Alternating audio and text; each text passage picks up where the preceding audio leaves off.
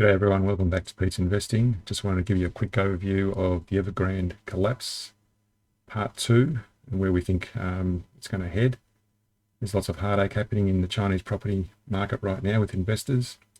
People are protesting wanting their money back from the Evergrande group. This is why we believe Evergrande will not collapse, at least not as catastrophic globally as the GFC had. The CCP, which is the Chinese Communist Party, will change the narrative in the news to crush dissent. The CCP will likely take control of the company and split into smaller, less powerful entities. Every business in China ultimately belongs to the CCP, and they have complete control of the banks and the media. They can always stop things from crashing with new rules or restrictions being put on businesses. Evergrande makes up about 2% of the total Chinese economy.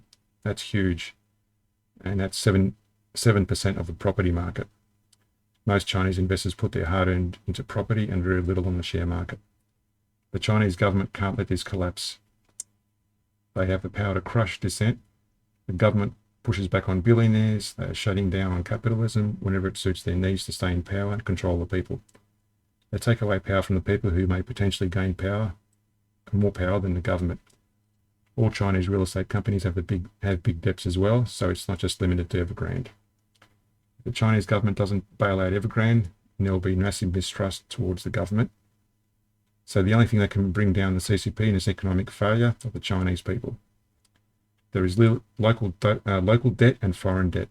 Foreign debt investment will be paid back last, if at all. After all, local investors are paid out first.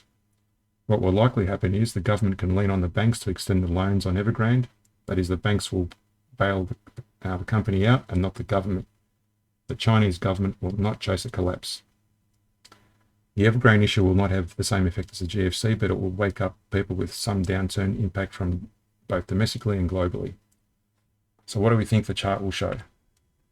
Well, looking at the Chinese share market as a litmus test, if you like, the chart pattern is showing a downsloping triangle. There is no guarantee of this occurring, but likely the price movement of the falling trend line, which is that line there, will intersect with the support line down here. If the price breaks down through this support line, then there will be a strong continuation of the downtrend. So we'll see a lot deeper devaluation of the share market and the economy overall if it breaks down below that.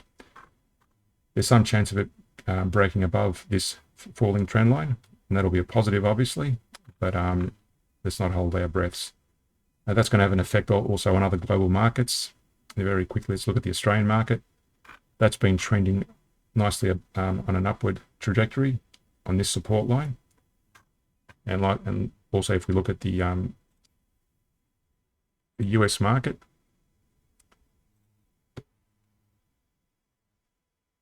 that also has been a nice trajectory in an upward trend.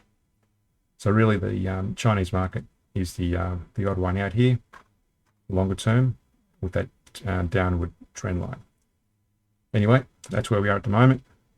See how it performs over the coming days and weeks, and how it consolidates in this downward triangle pattern.